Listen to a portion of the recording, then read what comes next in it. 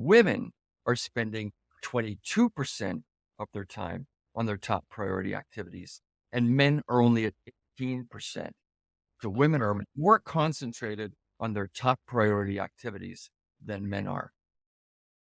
One of the curses of to-do lists is that people kind of just keep carrying stuff forward and carrying stuff forward and carrying stuff forward, which means suddenly you're working on things that have got zero importance, but they're just things that you want to be able to tick off and say that you've done.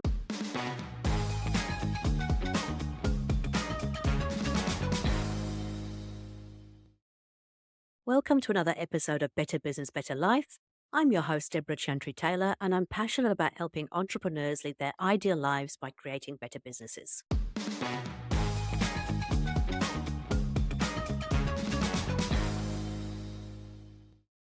I'm a certified EOS implementer, an FBA accredited family business advisor, and a business owner myself with several business interests. I work with established business owners and their leadership teams to help them live their ideal entrepreneurial life using EOS, the Entrepreneurial Operating System. Today's guest is the inventor of the TimeCOVID device. He has collected 500,000 hours of real-time data on productivity and is the author of 3 books, including The Poetic Path to Getting More Done. Today, he's going to share with us the astounding findings in his 34 years of scientific research and data about the time use difference between men and women at work, and he's going to reveal who is more productive and why. Mark Ellwood is an internationally known productivity consultant from Toronto, Canada, who works with people from all around the world. Welcome to the show, Mark. Great to have you here. Hi, Deborah. Nice to be here. So we've just been having a bit of a chat, as I always do with my guests before you come onto the podcast, and you have got quite an interesting backstory, don't you? So why don't you start by telling us a bit about how you got into what you're doing today? I'm a productivity consultant. I have an electronic device that people use for tracking how they spend their time.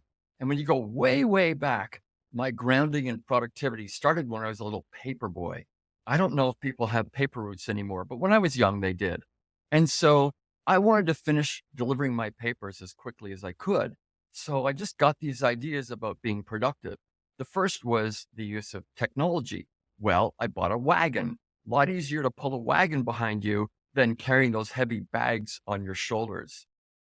The next thing I did, it was, I could fold the papers up and throw them.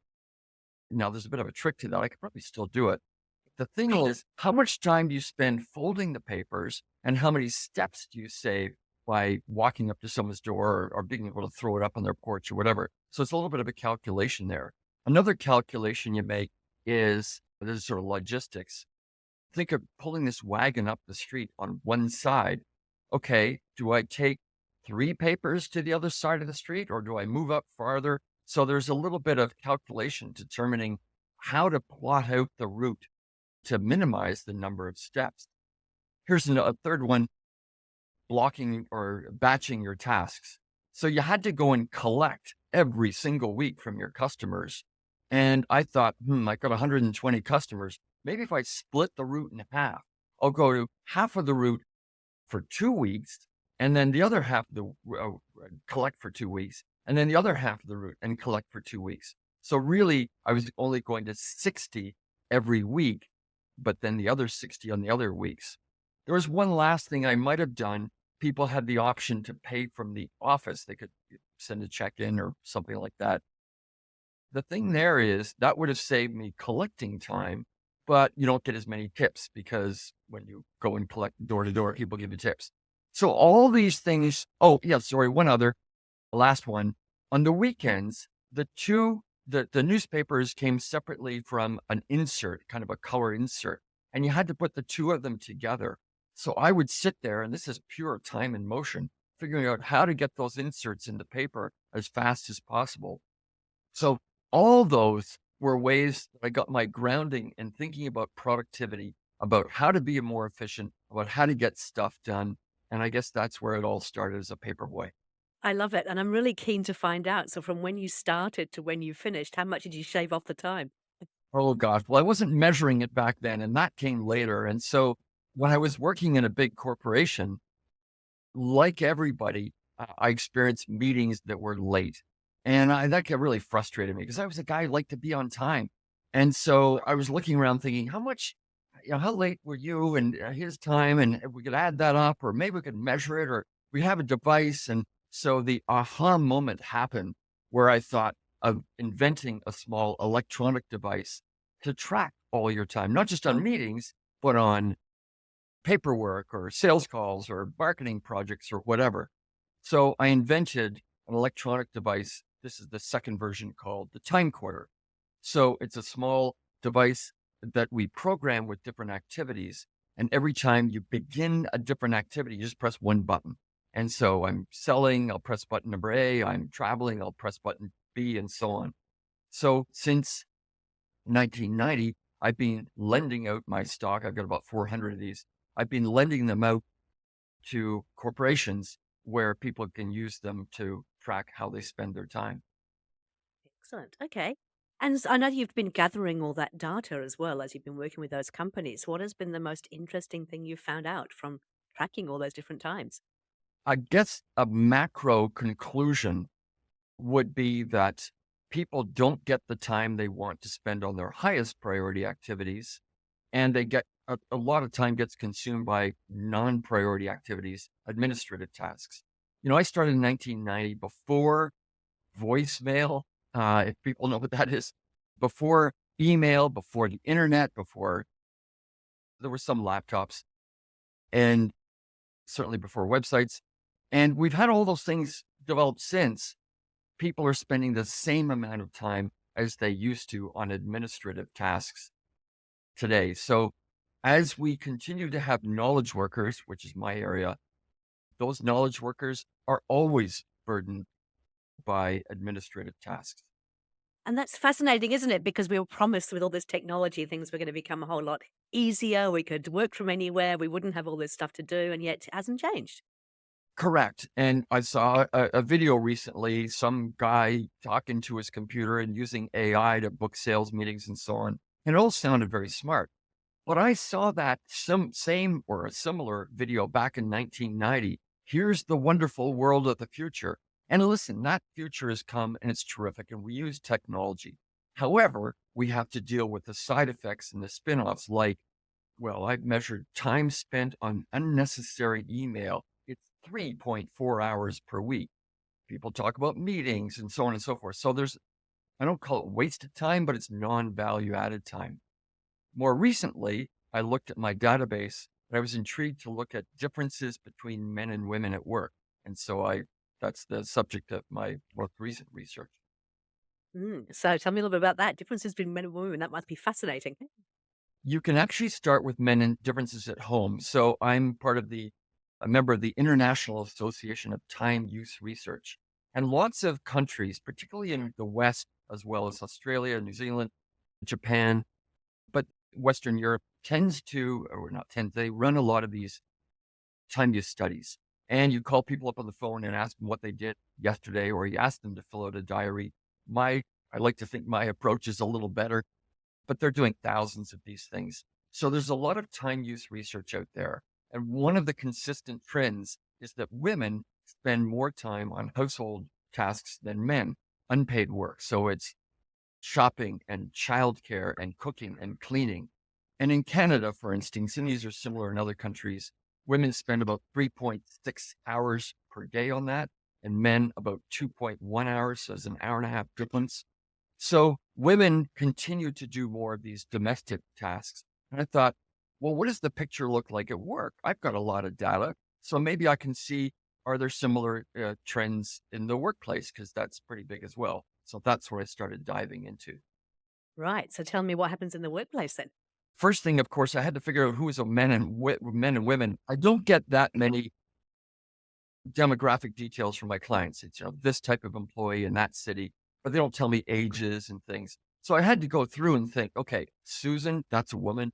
Jim, that's a man. Kelly, not sure. So I split the database in two. And basically, looking at time use differences, the major conclusion I came to is that women are better at managing their time at work than men. And there are four major findings. So the first finding is women spend fewer hours at work than men. So these are knowledge workers. So I'm not looking too much at construction workers or people changing sheets in a hotel or whatever, but it's knowledge workers. So men are about 48 hours per week and women are about 45. Now that includes some personal time because they're at the workplace and you're there. And so personal time is included, which is only about 3 hours per week. So men are working longer hours than women. Why is that? Well, we just talked about who's taking care of all those domestic duties. Who's going to get home, take care of the kids and shop and prepare dinner and so on. So that was the first of the four major findings that indicated women are better at managing their time than men. Okay, interesting. So what else? What else did you find out? Second one. So if you read time management literature, they tell you to spend your time on important tasks. And there's this well-known Eisenhower matrix, which is the important urgent matrix. It's 2 by 2. We use it a lot with my clients. Yeah. Yeah, don't spend all your time on urgent stuff, spend on important. Now, I think that's a particularly great diagnostic tool to see where all that time is going. It's harder to use as a planning tool because you don't know what urgent things are going to happen this afternoon. You can't plan for those customer complaints or the roof caving in or whatever. But nonetheless, many of the time management experts, and me too, ask us to spend our time on quadrant 2, which is important and non-urgent activities. But it's rarely defined as to what those are. And I thought, well, let's look through the literature. And I couldn't find a whole lot. Covey talked about relationship building a little bit, but I thought maybe we could map this. So interestingly, in my time studies, I always ask people in advance 4 questions. And one of them is, what are the most important things you need to do in your job?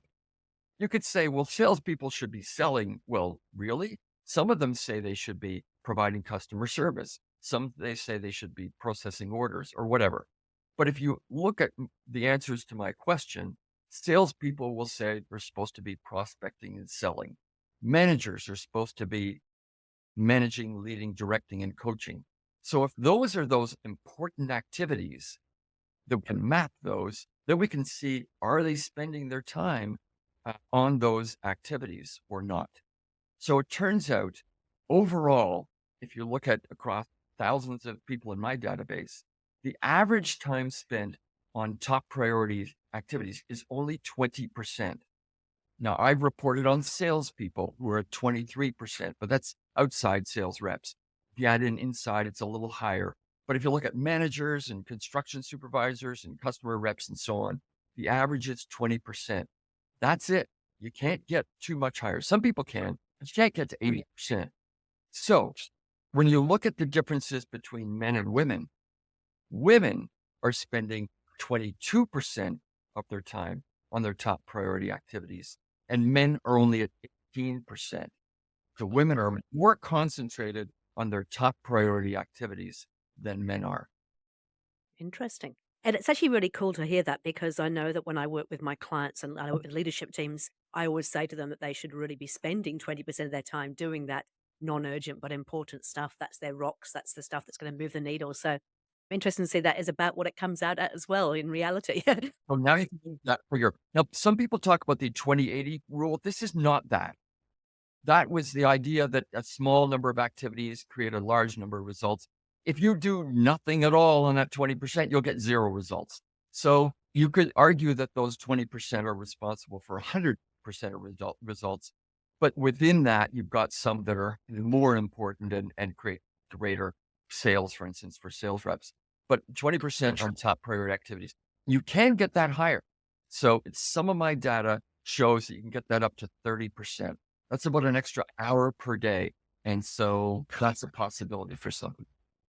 And that must make a huge difference, right? That extra 10% would probably add a huge amount to the bottom line in terms of doing more of those important things. Exactly. So that's the second finding. The third one is duration. So when you're pushing buttons on the time quarter device, we're getting a sense of frequency. How frequent are you doing things? And overall, the average is about every 18 minutes or so. There are long meetings, but there are shorter customer calls and so on. Well, men are at 22 minutes and women are at 16. So they're getting things done faster than men. So that suggests as well that they're managing their time well. And then the final finding is one that most time studies don't look at, which is ideal time. So when I started, I thought, well, I don't have any data. So what am I going to compare to? I need some benchmarks. So I asked people to give me where they ideally think they should spend their time. And so ever since I've been gathering that. So we can look at the ideal profiles and see how close people are to that.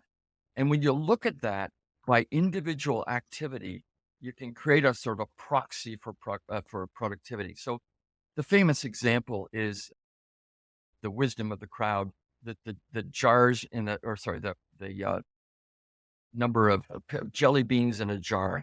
If you have a whole bunch of people guess how many jelly beans there are in the jar, if you average their results, that will be pretty close to the actual number. Similarly, if you average everybody's ideal expectations, that becomes then a best practice.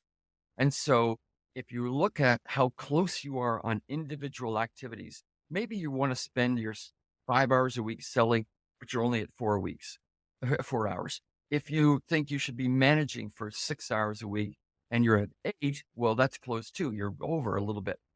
So going through the database and going through individual profiles, we can look at how close people are to their ideal profiles across a number of activities. You can add up the sum of the differences.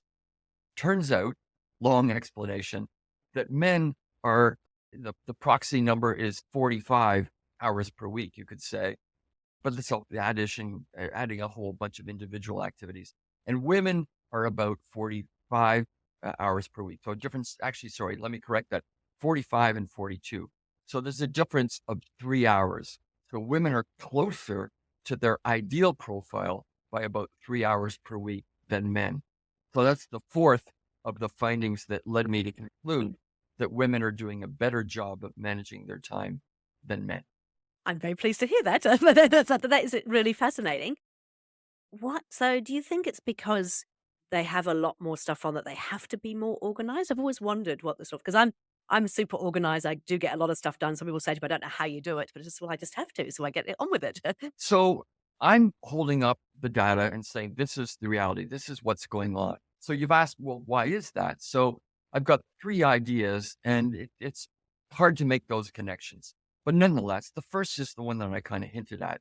Women who are more responsible for those domestic tasks got to get home and take care of the kids. So they better be more efficient at work and, find time to get things done during that shorter work week of about 3 hours shorter per week.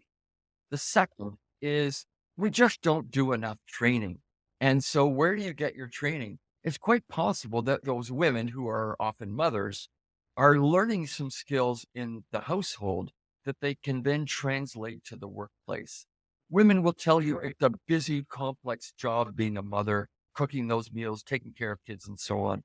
And so perhaps those skills, as I said, are transferable more so than men who may not have had that kind of experience. But if we could train people, and there's some evidence that training makes a difference, then everyone would be better. The third and much more tenuous conclusion or a connection is possible brain differences. The data here is not that solid about differences between men and women, cognitive differences, and so on. I looked around and I thought, maybe I'll just steer clear of that one. But if there are brain differences, those might be contributing factors as well. I'll leave someone else to come up with that data. That's great. Hey, I'm just really interested. You've been doing this for a long time now. I mean, started back in 1989, 1990.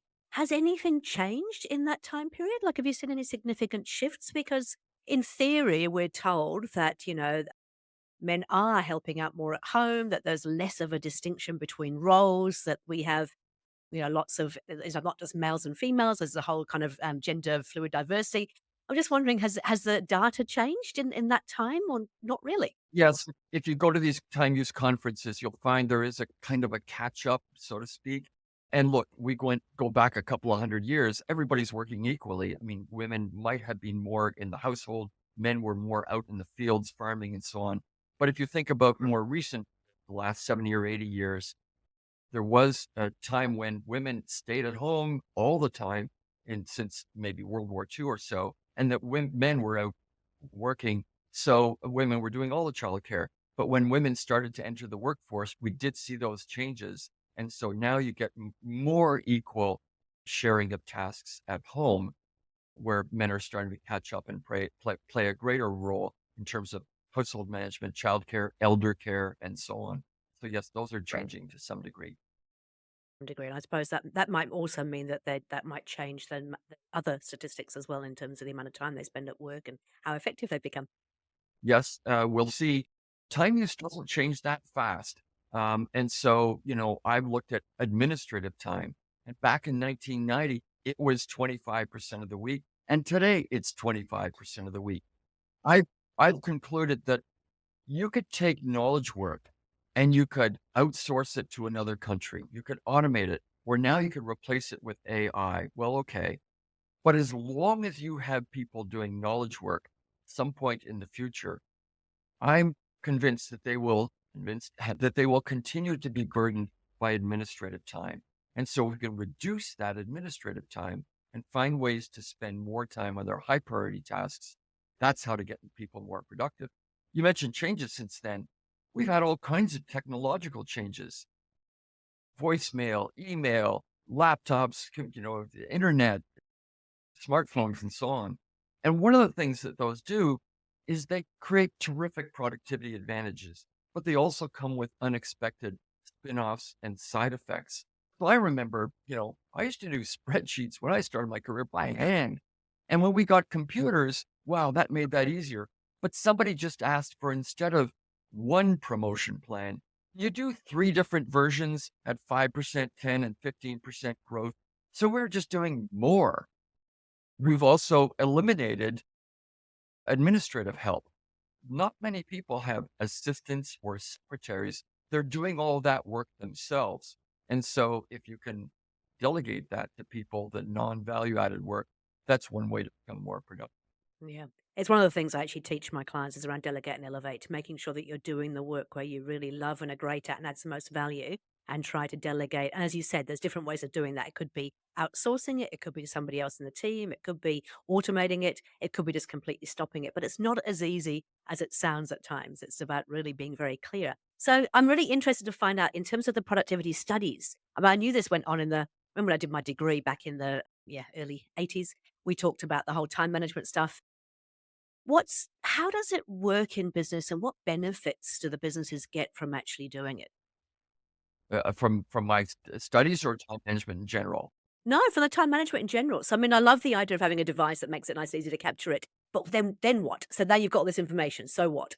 Companies are interested in becoming more productive, although that sometimes doesn't take front and center. They're thinking about automating a plant or an acquisition or something.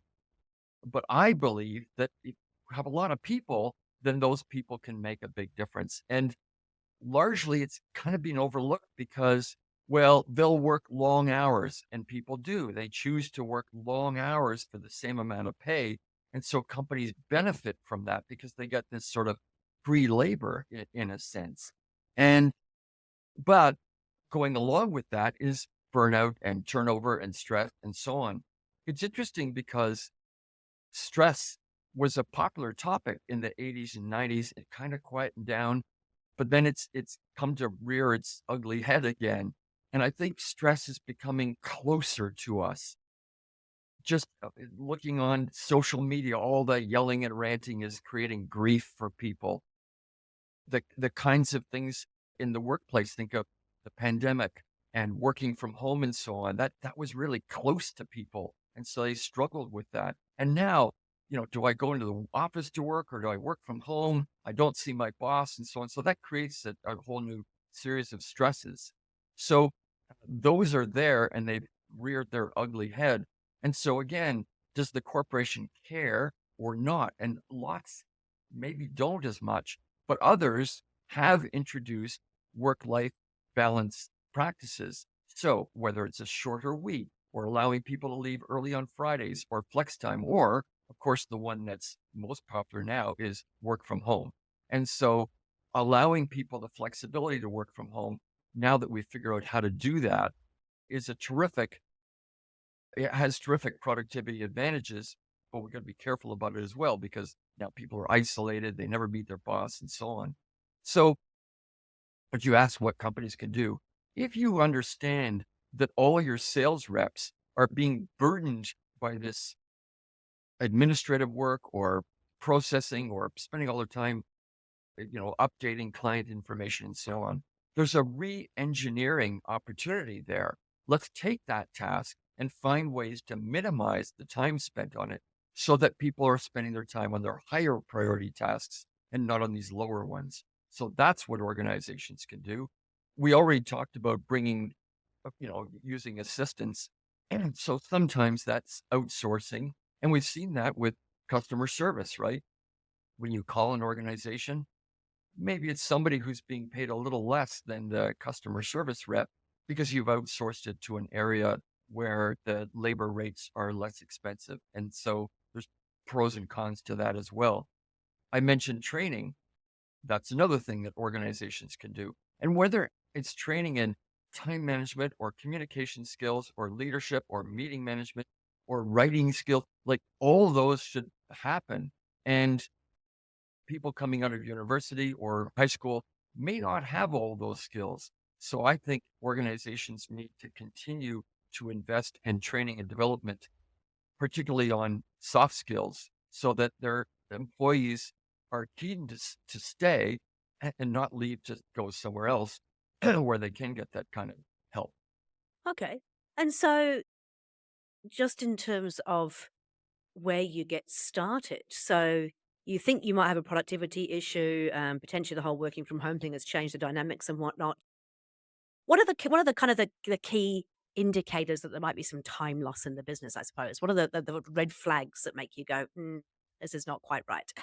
Well, sometimes people talk about wasted time at work, and I'm a little cautious about that because I think so. My philosophy, and I think everyone should be that employees care about their jobs. They want to do a good job. They want work that's of value.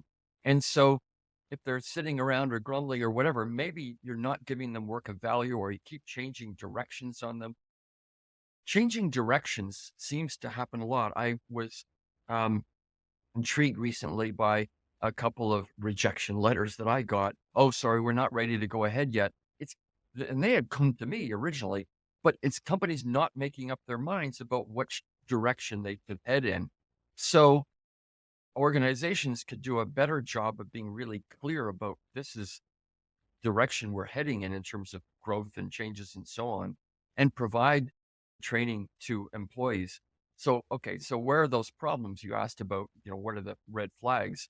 So there is wasted time, although I'm really cautious about that. Sometimes it's the individual, all right, they're shopping on Amazon or something while they're at work, but that's not a huge amount.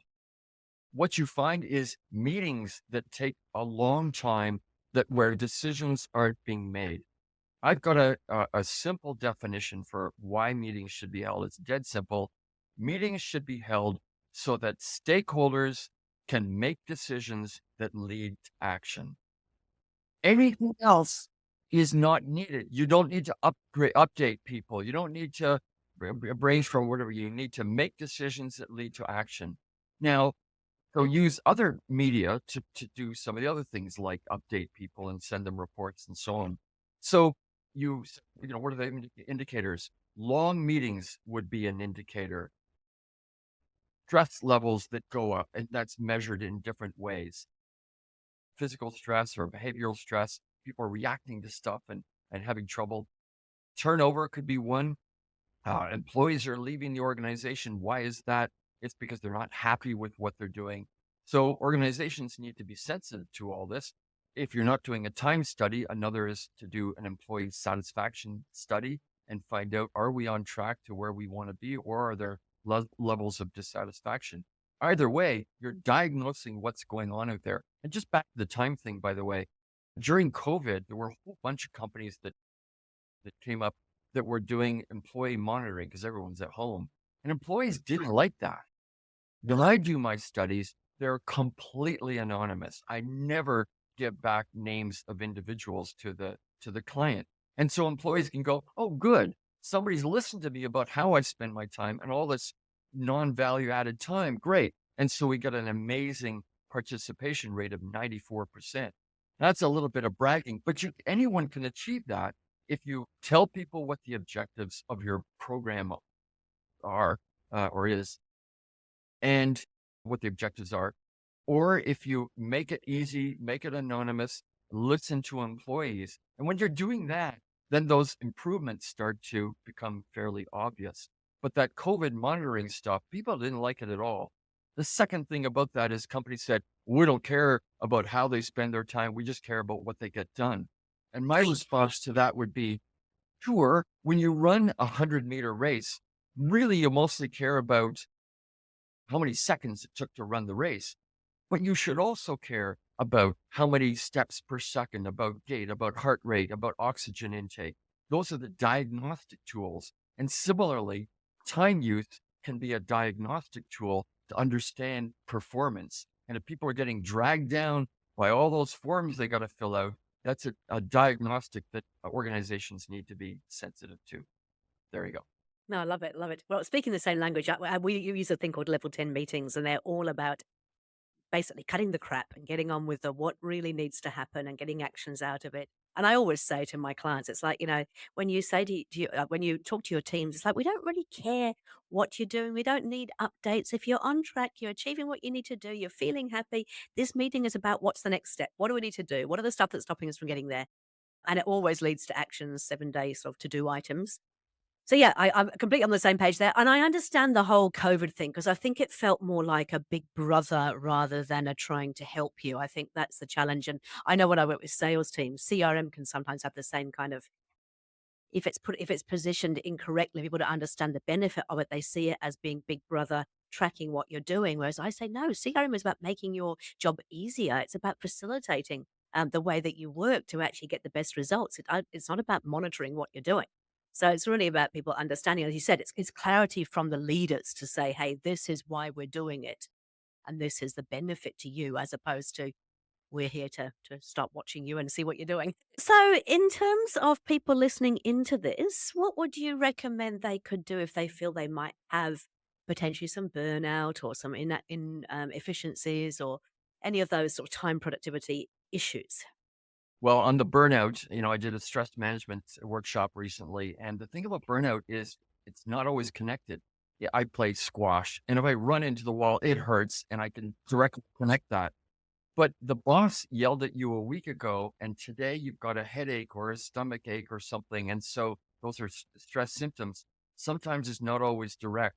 But if something's going on in a sort of queer way with your body, or you're not feeling right, or you're behaving strangely or whatever, something's not right. You kind of have to say to yourself, what are those stress factors?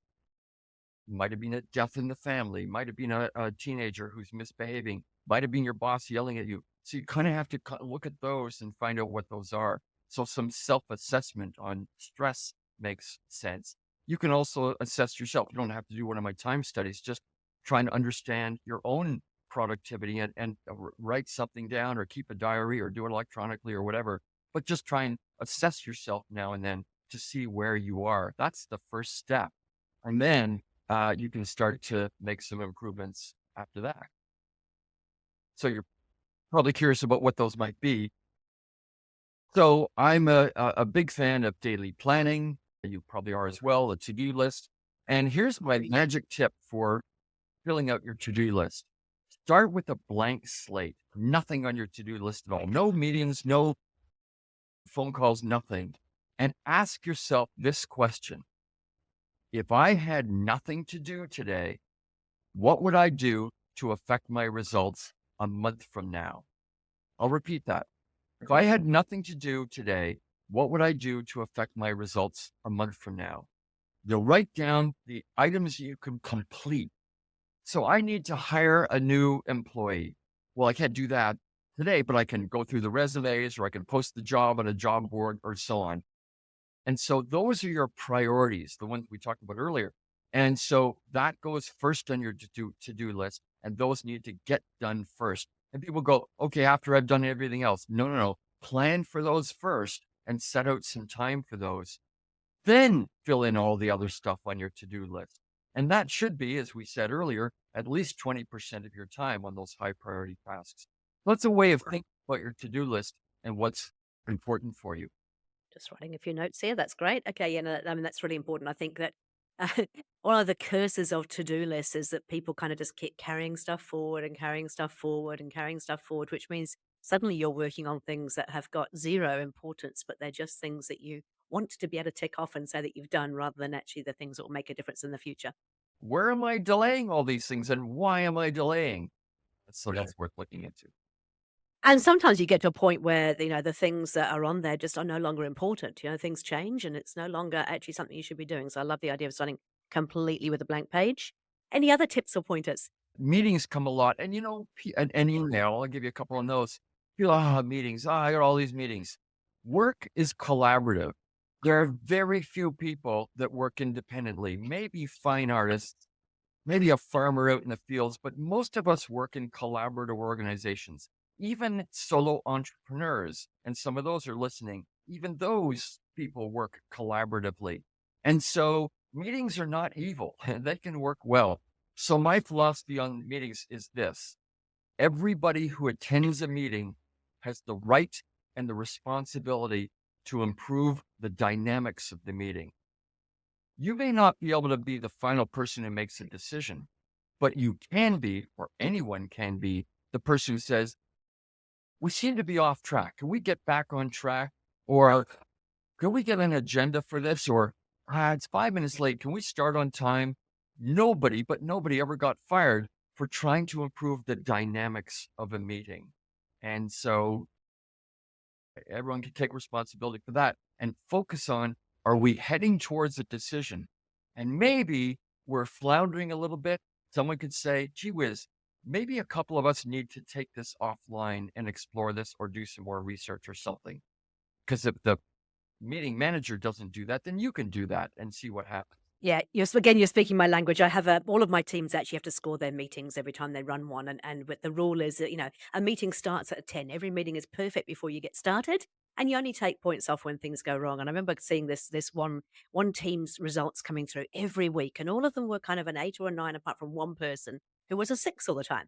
So I picked up the phone. And I said to her, "Hey, what's going on? Why is this meeting a 6 and everybody else thinks it's an 8 or a 9?" She said, "Well, the boys, they keep going off track, and the boys, they keep doing this, and the boys, they keep doing that." I said, "Are you in this meeting?" She said, "Yes." I said, "So what are you doing about it?" She, "What do you mean?" I said, "Well, you're part of this meeting. It's your responsibility to actually go, hey, this isn't working for me, or this is, we're going off track here. You have to take responsibility and make that meeting a 10. That's what you're there for." It's like, "Oh, okay." And it just turned it on its head. She was much, much more comfortable with rating everything down than actually putting her hand up and doing something about it. We are of the same mind about that. And I'll go to things and say, gosh, let's get started. And the idea is, for starting on time, do something minor, go over the agenda or introduce each other or give an update or something like that, so that when people arrive, they know they're late. But indeed, anyone can do that, not just the meeting manager. Okay. You also mentioned something about emails. So what's your tip around emails? I do a little exercise sometimes. I say, can I just do a little survey here? There are a lot of bad drivers out there, vehicle drivers.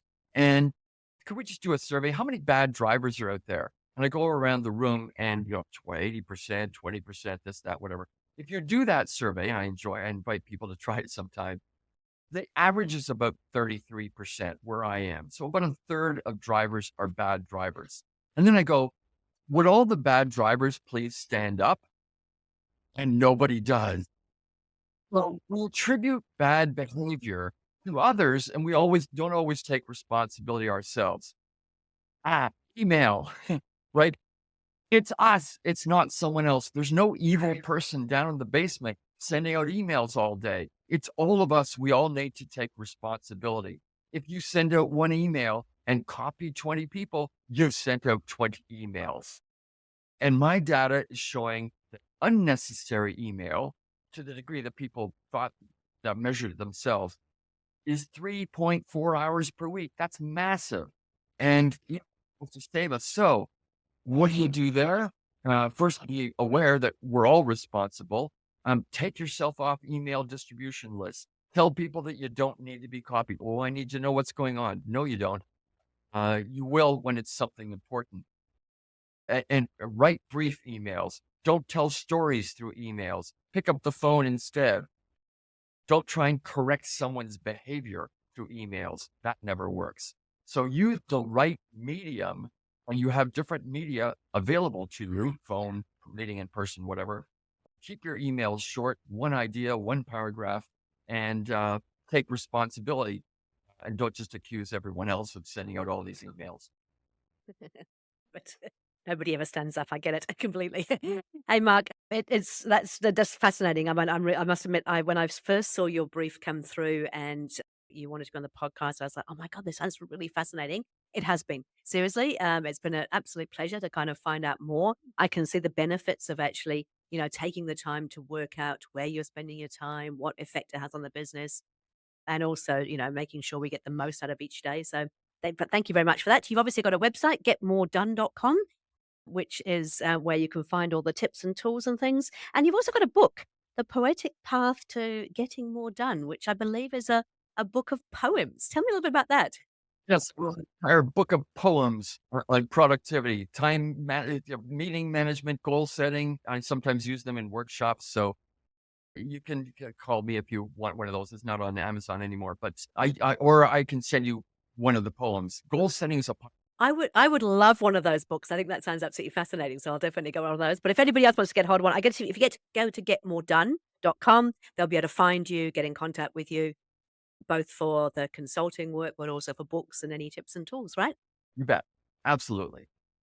Well, hey, look, thank you so much for your time. I really, really appreciate it. I'm really excited to hear that women get more done, but but we're working on everybody. I mean, I think that's the thing, right? Training can actually help everybody improve, and understanding where you've got those issues obviously is the first step towards that. So, thank you, Mark. Your time is worth it. Indeed. Well, thank you so much. Enjoy the rest of your day, and we will keep in contact. Thank you.